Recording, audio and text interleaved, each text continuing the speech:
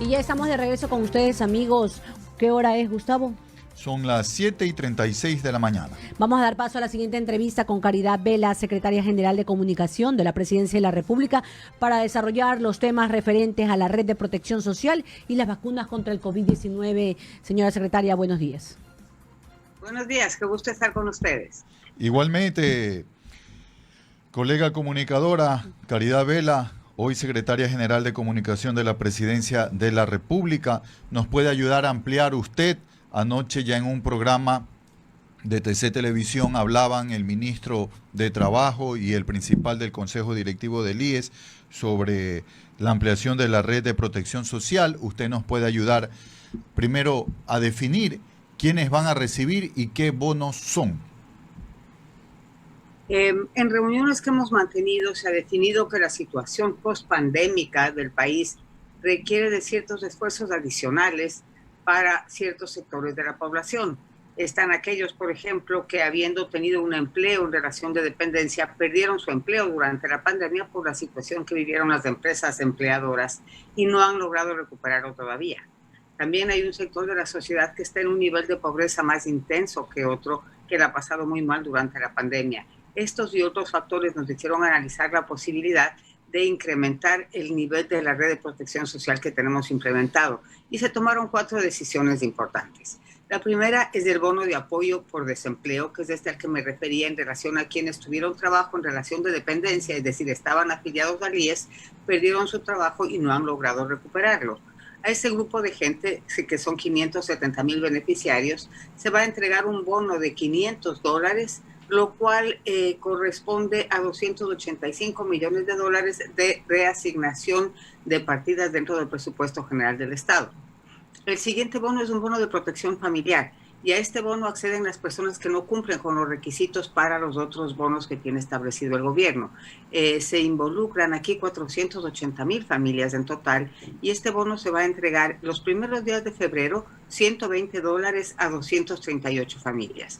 Y los primeros días de marzo se entregará un bono de $120 a 242 familias. Correcto. Perdón. Eso nos suma $57,600,000. Luego tenemos el Seguro Social Campesino, que este es más que un bono directamente a la persona, es una ayuda que le estamos dando porque se detectó que aproximadamente 10,000 campesinos, por la crisis económica que estaban viviendo producto de la pandemia, no pudieron continuar con los pagos mínimos del costo del Seguro Social Campesino. De tal manera que el gobierno está asumiendo ese costo, que son $2.36 al mes, para 10,000 campesinos, para reintegrarlos al Seguro Social Campesino, pagarlo durante 3 años a nombre de esta persona con una inversión de $849,600. Y el último es pues la ampliación de la red de protección social, que el último trimestre del año pasado incorporó 225,000 familias ecuatorianas adicionales, y en este primer trimestre del 2021 se incorporarán 225,000 familias más. Esto es lo que se conoce como el bono de desarrollo humano, lo último que usted mencionó. Exactamente, sí. Son buenas noticias que cuando fue recibida por la población en cadena nacional tuvieron distintas repercusiones, sobre todo en la población ecuatoriana que tanto ansiaba escuchar buenas noticias y escuchar esto de que van a venir medidas económicas que van a proteger a la población, fueron recibidas con... Sobre todo de caer en el hambre, ¿no? Sí. No va a permitir que personas que están de pronto en un nivel de vida no van a pasar a la extrema pobreza. Exacto, sí, que van a poder enfrentar ciertos pagos, por ejemplo, colegios, gastos adicionales que tenían, deudas que uno asume planificando que sus ingresos económicos a futuro se van a mantener por lo menos estable. Pero si bien hemos emitido leyes, por ejemplo, dentro de la flexibilidad a las leyes laborales, que para evitar que la gente pierda el trabajo se permitió que, por ejemplo, haya una reducción de horario en el trabajo. Eso también vino de la mano con una reducción del salario, porque si no trabajabas 6 horas, gana por 6 horas. Si trabajas 8, ganas por 8. Y ese desfase, ese pequeño desfase, ya puso en aprietos a muchas familias que con las justas estaban pudiendo cumplir con todas las contingencias económicas que tenían. Señora secretaria, y yo destaco el aspecto de salud, el retornar a 10,000 cabezas de hogar que puede ser hombre o puede ser mujer en el caso de madres solteras, al Seguro Social Campesino, les va a permitir volver a acceder a esa atención de salud que ofrece este seguro especializado. Debe ser una bendición para ellos porque no solo reciben la atención de salud, sino también la medicación correspondiente. Es un gran alivio. Si consideramos que lo primero que necesitamos para que el resto de las cosas de nuestra vida vayan bien es salud, eso es importantísimo. Una enfermedad al jefe de familia y que no pueda costear lo que necesita para curarse, implica que esa familia deja de percibir ingresos. Entonces la connotación de tener buena salud va mucho más allá que solo sentirse bien. Es también un proceso de que el jefe del hogar, si no tiene buena salud, no va a poder generar para mantener a su familia.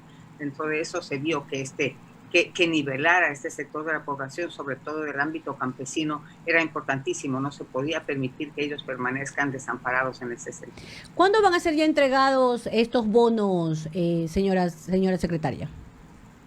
Todos tienen una secuencia, ¿no? Por ejemplo, el bono de $120 se entregará una parte en febrero y otra parte en marzo. Las 570,000 familias que recibirán $500 está planificado para arrancar ya la primera semana de febrero. Se están ultimando ciertos detalles, la base de datos de ahí de la que surgirán esas personas, la base de datos del IES, que tiene exactamente quiénes tuvieron empleo con afiliación y dejaron de tenerlo sin haberlo podido recuperar. Entonces todo tiene un proceso para ser cubierto y cumplido, que es escalonado en relación a la posibilidad de obtener la información y los mecanismos para llegar con el dinero a la gente. Un empleo de hasta $1,000, ¿no? Así es. Quienes tenían empleo hasta $1,000 y que lo perdieron van a ser los beneficiarios de ese bono. ¿Entre qué fechas, señora secretaria? ¿Entre qué fechas? ¿De las personas que perdieron desde el 16 de marzo hasta la actualidad? Exactamente, que perdieron el trabajo desde que empezó el confinamiento y que no han logrado recuperarlo. Correcto. Algo que se nos esté escapando sobre este tema antes de pasar al tema de la vacunación contra el COVID, señora secretaria. En relación al tema de los bonos, pues fundamentalmente que gracias a que Ecuador ha podido mejorar sus relaciones internacionales, se nos han abierto las puertas a mayor financiamiento, sobre todo mayor versatilidad de financiamiento. Ecuador ha probado ser un país que cumple con sus compromisos, ha probado ser un país capaz de tomar los correctivos necesarios para deshacer errores del pasado, cambiar el rumbo del timón y ponernos en un alineamiento un poco más organizado de las finanzas públicas, de todos los procesos, para empezar un camino para salir adelante. Entonces, todos estos bonos, todas estas ayudas han sido posibles gracias a ese acercamiento que Ecuador ha tenido con organismos multilaterales y ha podido conseguir financiamiento de ellos, sobre todo ayudas económicas relacionadas con la pandemia, y que a la par, viendo que en un momento dado que se pensaba que todo el mundo estaba empezando a salir de la pandemia, pues básicamente todo el mundo ha regresado a una nueva ola de contagios. Entonces ha sido posible que estos organismos multilaterales nos permitan reorganizar las partidas presupuestarias de financiamiento recibidos de ellos para atender este tipo de situaciones emergentes que se dan en el país. El mayor interés del presidente Moreno es reactivar la economía, y para reactivar la economía lo primero que tenemos que hacer es dar una ayuda a esas personas que por motivos totalmente ajenos a su control, porque esto no depende de nadie en este momento, que por motivos totalmente ajenos a su control no están en capacidad de generar lo que necesitan generar para que sus familias puedan sobrevivir y generar trabajo, generar economía y empezar a hacer rodar esta cadena productiva nuevamente. En redes sociales se veía que algunas personas decían, ¿por qué no hacerlo todos los meses? Yo creo que la economía del país no da como para dar un bono mensual a las personas, y también decían que por qué no darle más atención a los jubilados. Y en la entrevista de ayer que veíamos de TC de Carlos Vera, que le preguntaba a Jorge Guatex sobre ese tema, él decía que por qué darle, se le puede ayudar a los jubilados, pero en este momento hay que darle a los que no están recibiendo ninguna ayuda económica. ¿Qué me puede decir referente a ese tema, señora? Totalmente de acuerdo con esa respuesta de Jorge Guatex. Los jubilados están recibiendo una pensión. La gente que perdió su trabajo no tiene ingresos. La gente que vio su condición de vida reducirse, como tú mencionabas hace un minuto, de tal vez de pobreza, extrema pobreza, no tiene forma de recuperarse, porque no tiene otro tipo de ayudas. Entonces, mira, realmente lo que se quisiera aquí es poder tener la posibilidad de ayudar a todos, a jubilados, a desempleados, a madres solteras, a a chicos jóvenes que por alguna razón tuvieron que dejar sus estudios, y es que se pudiera encontrar la fórmula para que todos recibiéramos algún tipo de ayuda, eso sería lo ideal, pero el mundo ideal no existe, el mundo ideal es una fantasía, entonces lo que tenemos que hacer es aterrizar esa fantasía a lo que se puede materializar, y este es el primer paso. Estas son las decisiones tomadas al momento. Veamos cómo vienen las cosas. Yo tengo mucha fe en que podamos seguir controlando la propagación de la pandemia y que podamos encontrarnos en mejores momentos de aquí a pocos meses. Y ya hablando sobre el tema de la pandemia, señora secretaria, ¿qué nos puede decir referente a las vacunas del COVID-19 que ha generado un poquito de caos en la población y sobre todo malestar en los ecuatorianos que han visto que algunas personas se han puesto la vacuna que no correspondía? Sí, habrá que hacer todas las investigaciones relativas a eso. Los voceros naturales para pronunciarse en relación a temas de la vacuna son las autoridades sanitarias del país. Ellos tendrán que hacer las investigaciones del caso, ellos tendrán que entender por qué ciertas, lo que se llama normalidades, están sucediendo o han sucedido hasta este momento, y habrá que llegar al final de eso, porque sí hay que detectar qué errores se han cometido, más allá de poder apuntar con el dedo a quién cometió el error, ¿no? Porque eso está clarísimo. Es un tema de que ahorita en el proceso del plan piloto lo que nosotros estamos haciendo es precisamente lo que quiere decir un plan piloto, es ver si es que en la práctica funciona lo que tenemos estructurado en el papel y ir haciendo todos los ajustes necesarios. Se me está terminando la batería de la computadora. Ir haciendo todos los ajustes necesarios para que el plan, en el momento que lleguen los siguientes lotes de vacunas, puedan ser aplicados de una manera que no permita ningún tipo de problema. Antes de que se le apague la computadora, todavía brevemente. Un poquito, solo me pitó, dale, 5%, eso nos da unos 10 minutos. Sí, el tema de las que están por llegar. Lo que ha sucedido hay que corregirlo en el camino. Somos el segundo país en Sudamérica en recibir estas dosis, lo que nos tiene que llegar para vacunar a 9 millones de ecuatorianos. Sí. Curiosamente lo que usted dice es toda la verdad, ¿no? Somos el segundo país en Latinoamérica que recibe la vacuna, que ya está vacunando, y eso es gracias a la gestión del ministro Ceballos, a quien todo el mundo está un poco maltratando en estos días. En Colombia, por ejemplo, ayer estaba leyendo las noticias de Colombia y leyendo las noticias de Ecuador. En Ecuador nos dicen por qué Colombia tiene un plan estructurado para la vacunación y lo ha hecho público y Ecuador no. Y en Colombia le dicen al presidente Duque, ¿por qué Ecuador ya está vacunando y Colombia no? Entonces, esto solamente para ponerlo como ejemplo de que nunca estamos perfectamente contentos con lo que tenemos, y tenemos razón de no estar contentos, porque no podemos ser conformistas y porque todo es perfectible, y si bien no podemos llegar a la absoluta perfección, sí podemos hacer el intento y caminar hacia ella, ¿no? Estamos afinando, como usted decía, las cosas en el proceso, tratando de detectarlos, en dónde puede haber errores, en dónde puede haber cuellos de botella, y esperamos que la segunda etapa funcione de manera mucho más prolija que lo que hemos logrado hasta este momento. Porque lo que ha ocurrido hasta ahora, sí, algunas personas lo han criticado, lo cuestionan, pero ¿qué pasaría cuando ya llegue el gran contingente y no estemos preparados? Quizás esto nos ha servido para saber qué nos puede ocurrir con una mayor cantidad de dosis y cómo poderlas aplicar de mejor manera a 9 millones de 17, porque hay un estudio de que menores de 18 años no recibirían, madres gestantes, madres lactantes, personas con enfermedades de alergias exageradas que pueden despertar una al momento de la vacunación. Entonces, ¿cuándo ya estaremos vacunados en este año? ¿Cuándo estaremos ya inmunizados con esta vacuna la mayor cantidad de la población?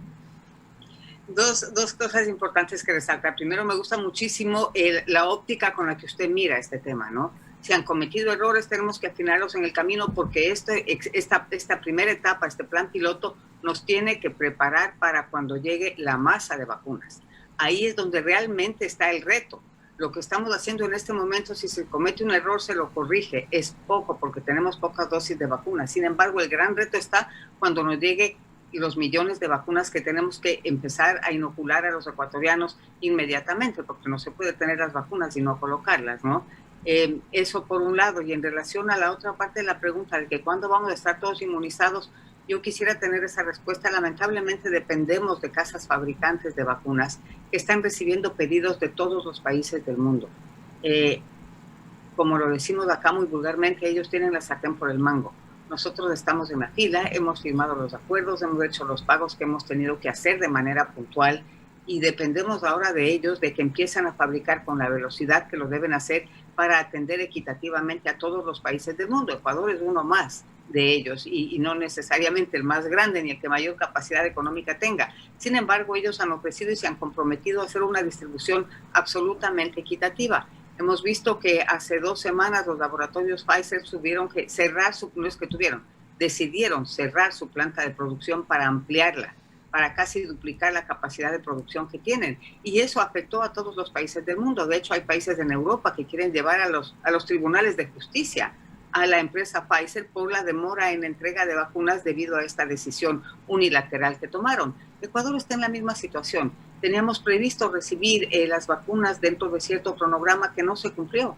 No se cumplió y la razón que nos dan detrás es cerramos la producción para incrementarla y vamos a estar en capacidad de poderla atenderles probablemente dentro del mismo cronograma que se había establecido porque vamos a producir más vacunas. Pero estamos a la espera de una confirmación de cómo y cuándo eso se dará. Qué importante, gracias. yo rescato lo positivo. Siempre es importante rescatar lo positivo. Me quedo con lo positivo de que tuvo el gobierno la empatía necesaria para poder saber y conocer un poco las necesidades más urgentes de la población con la creación de estos bonos de protección social. 2, somos, como tú dijiste, Gustavo, el segundo país que empezamos ya con la fase de vacunación y estamos a la espera. Somos un país tan pequeño y estamos segundo puesto. Yo creo que hay que destacar. Todas las cosas son mejorables, son perfectibles, como dice Gustavo, y una felicitación al gobierno, ¿verdad? Que siga haciendo mejor las cosas, que siga tratando de corregir las que cosas si fuera en el un camino. gobierno entrante lo hubieran aplaudido, lo dije la semana pasada. Pero como es un gobierno saliente... Y además estamos en época de campaña, ¿no? Y Así en es. época de campaña, pues cualquier paso que uno da tiene que ser criticado de alguna forma y siempre habrá algo que criticar. Pero yo quiero resaltar el optimismo que ustedes tienen y la positiva predisposición a resaltar lo bueno sin dejar de ver lo malo o lo negativo que puedan haber en los procesos, porque así con este tipo de comunicadores es que se genera un país optimista, un país positivo, un país lleno de energía. El otro tipo de periodismo genera un país acomplejado, un país que piensa que todo está mal, que todo va para mal, en lugar de ver nosotros estamos en el mismo lado del equipo, ¿no? Hay unos que ven el vaso medio vacío, otros lo ven medio lleno, y yo creo que nosotros estamos en el equipo de los que ve que el vaso siempre se puede volver a llenar. Así es, eso es lo importante. Agradecemos a Caridad Vela, secretaria general de comunicación de la Presidencia de la República, por haber comparecido aquí en nuestro panel de enfoque. Muchísimas gracias. A ustedes, que tengan un buen día. Muchas gracias, señora secretaria. Nos pide nuestra productora Lorena Ochoa que antes del corte compartamos un par de titulares más. Esta mañana aquí en su programa Enfoque de Radio Santiago estamos ya miércoles 27 de enero. Candidatos tienen claras sus posturas en torno al manejo de deuda pública, dice Diario El Universo. Moratoria, renegociación y recompra de la deuda pública están entre las propuestas de los 16 aspirantes a presidente. En los planes también hay